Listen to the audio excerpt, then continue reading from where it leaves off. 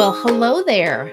Today, I am looking forward to telling you about the impact of that phone call that I mentioned the last time we talked about our story, the phone call I had with Hyacinth.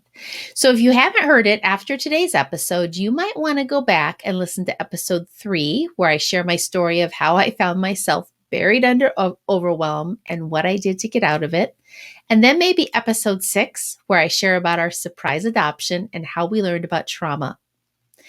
Now, because our adoption was not traditional at all, we did not have all of the support and the preparation that most people experience.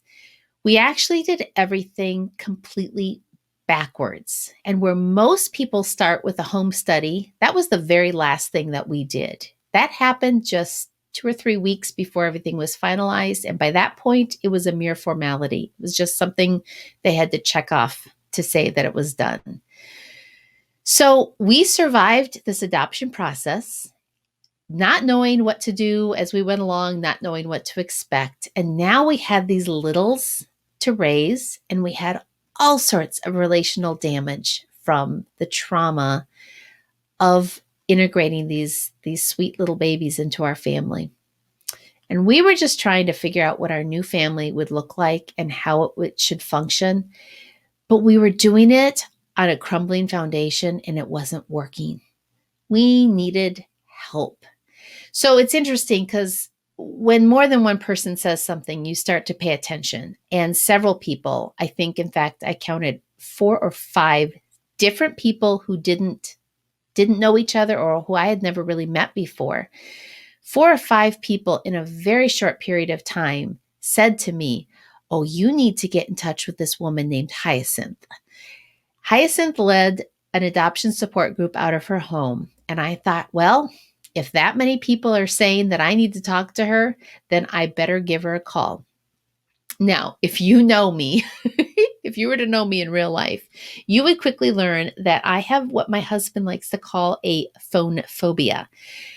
I do not like making phone calls. And I really don't like calling people I don't know. So like, I could do it if I know you, but calling a stranger is even harder. I will email, I will text, I will direct message, but please don't make me call. But I did it anyway. I called, I left a message, and I waited for her to call me back.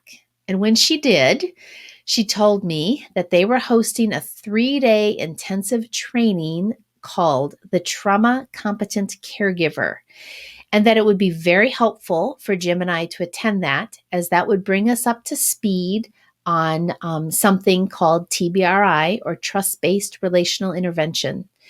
And TBRI was what they used in their support group that met monthly. And so once we went through this and we were kind of up to speed, we were welcome to join this monthly group. And we thought, well, we don't know anything, so this is probably going to be helpful. So we signed up. And the first day when we walked into Hyacinth's house, I had no idea how impactful this relationship was going to be for our family. That was a Friday. And so the first day was this Friday evening. And so we settled down on the couch and we began to hear terms that we had never heard or we just didn't fully understand. Trauma, ACEs, hard places, flipped their lid, connection. So we went home, we were in a little bit of a fog, and we came back for that next day, which was going to be a long day of learning, like, 8 a.m. to 5 p.m., something like that. So that day, we learned how traumatic trauma really is. We finally had a framework to understand where our new babies were coming from and what our older kids were experiencing. And we began to recognize the damage and the deep impact that these experiences had had. And we could identify some of the places where we could have handled things better or differently if we had known this sooner. So we had a little bit of grieving that was going on, but we also started to have some answers.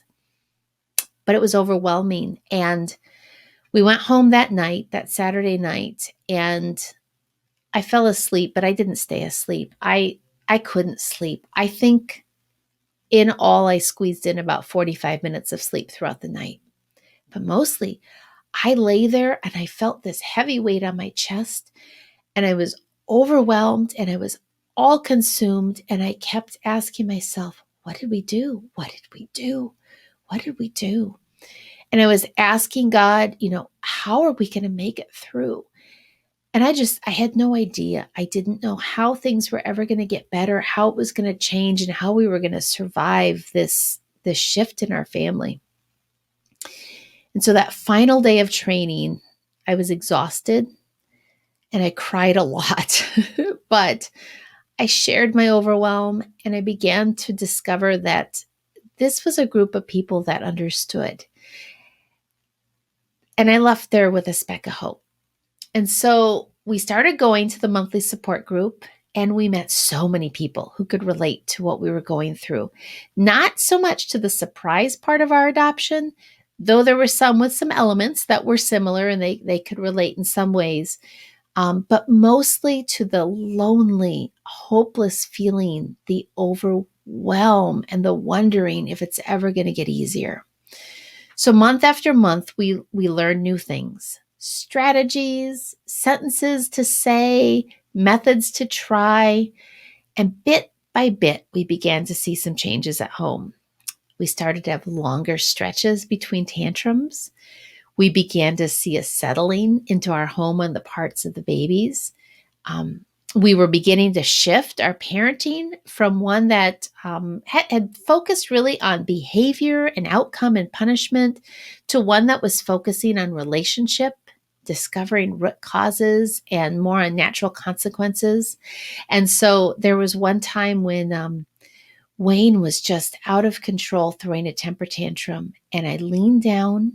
And I was employing a strategy I'd learned. I leaned down and I whispered in his ear, if you can stop, we can go get in the car and go get ice cream. And he immediately stopped crying. I said, let's get your shoes on. He got his shoes on. And the other kids are like, what's going on? And I just took him and I left. And we went and we got an ice cream cone. And we sat there and he ate it. And then we came home and I was able to say to him the things that he could hear because he was now calm, and we were able to figure out what was going on and what was causing that. And of course, my older kids were like, you just rewarded this bad behavior, but they were wrong. We met a need. We disrupted a behavior. And so we were learning all these new things. Well, I had been looking for a simple solution. That's what I had been asking God for. And he definitely gave me a simple solution. But remember, simple and easy are not the same thing. And where I had wanted a quick fix that addressed the outcome, God gave us a slow process that was addressing foundational issues. I was learning to have the heart of a coach and not the focus of an event planner. I was being challenged, much like Martha in the Bible was challenged by Jesus. I was being challenged to set aside the things I was doing and lean into relationship with Jesus and relationship with my family. And so as I learned to be connected in my parenting, I had to be willing to disconnect from the things I was doing. The groups I was leading, the responsibilities I carried, positions I held. Good things in my life, but good things that were keeping me from the great things that God had for me as I mothered my kids. So the more we learned about connection as a means to heal trauma and build secure relationships, the more I learned about myself. And together, my husband and I began to see that, we had allowed much of our relationship to be put on cruise and it was losing momentum. We also recognized that we had to do something about our health and our weight if we were going to be in for the long haul. There was no way we were going to be there for our kids when they were older if we didn't make a change. And especially for those littles, because you need to know we were well into our 40s when we adopted them. And so it didn't happen overnight, but we are not the same people today who said yes to blindly adopting. Our family is not the same. And it was one of the hardest things we have done, but I wouldn't trade it for the world. God is so good. And in the almost 4 years since that phone call to Hyacinth, we are on the other side of that deep valley, Hope has been restored. Our littles have settled in with strong attachment and connection. Our marriage is strong. Our health is on track.